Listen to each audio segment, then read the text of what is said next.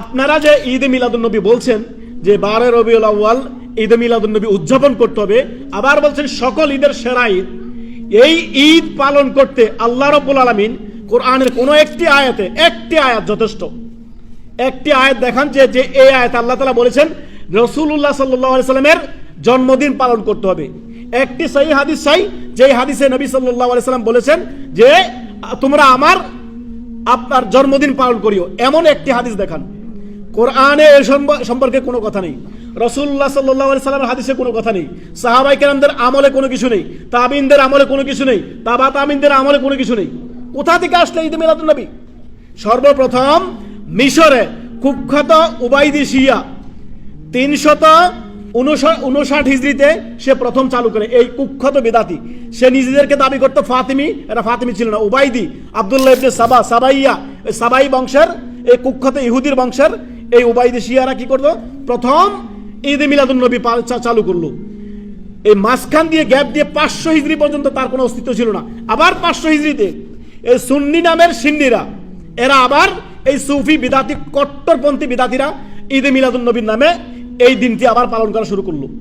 আজকে ভারত, বাংলাদেশ, পাকিস্তানে জশ্নে জুলুস দেখেন না? এরা দলে দলে ঈদে মিলাদুন নবী, নবীর ভক্ত।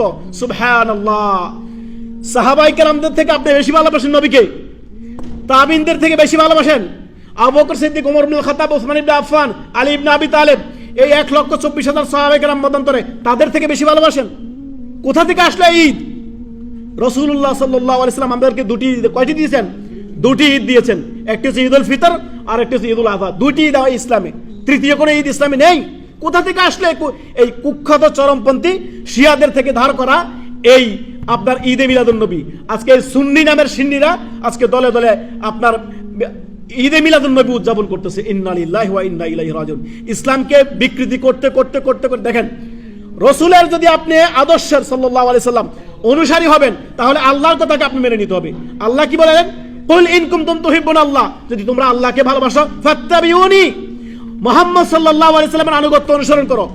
রাসূলুল্লাহ সাল্লাল্লাহু আলাইহি সাল্লাম থেকে আগে বেরিয়ে যাও না। কোথাও কোনো একটি আয়াতে, একটি সহিহ হাদিসে এই ঈদে মিলাদুন নবী নামে কোনো কিছু পাওয়া যায় না। 1,24,000 সাহাবায়ে কেরামদের আমলে পাওয়া যায় না, তাবিঈনদের আমলে পাওয়া যায় না, তাবা তাবিঈনদের আমলে পাওয়া যায় না। ইসলামের স্বর্ণযুগে ইমাম আবু হানিফা, ইমাম শাফি, ইমাম মালিক, ইমাম আহমেদ, ইমাম বুখারী থেকে নিয়ে এই সমস্ত আইম্মায়ে কেরামদের জীবন থেকে কেউ ঈদ মিলাদুন নবী কোনো কিছু জানতেই না। কোথা থেকে এই জঘন্যতম নিকৃষ্ট বিদাত আসলো? রাসূলুল্লাহ সাল্লাল্লাহু আলাইহি সাল্লাম বলেছেন কুল্লু বিদাতিন দালালা, সমস্ত বিদাত ভ্রষ্টতা, গুমরাহি, ও কুল্লু দালালাতিন ফিন্নার, আর সমস্ত গুমরাহি ভ্রষ্টতা জাহান্নামে ঢুকাবে। কোথায়? জাহান্নামে ঢুকিয়ে ছাড়বে। অতএব প্রত্যেকে যে যেখানে আছেন নিজ নিজ এলাকায় এলান করে দিবেন ঈদ মিলাদুন নবীর নামে কোনো চাঁদা, কোনো কিছুতে আপনার ছেলে মেয়ে কিংবা আপনার আত্মীয় স্বজন কেউ কখনোই অংশগ্রহণ করতে পারে না। এটি জঘন্য নিকৃষ্টতম বিদাত। যেই বিদাতের আপনার উৎপত্তি হচ্ছে ইসলামের স্বর্ণযুগের 300-400 বছর, 500 বছর পরেও এই এর ইতিহাস পাওয়া যায় না।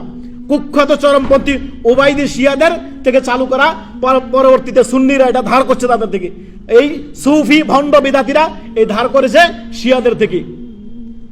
অতএব সতর্ক, সাবধান। প্রত্যেকে নিজ নিজ এলাকায় আপনারা এলান করে দিবেন, জানিয়ে দিবেন যে আপনার ঈদে মিলাদুন নবী নামের কোনো দিন, কোনো উদযাপন, নবীর জন্মদিন পালন করার সুস্পষ্ট বেদাত। ইসলামের ঈদ দুটি, ঈদুল ফিতর এবং ঈদুল আযহা, বাস। সহ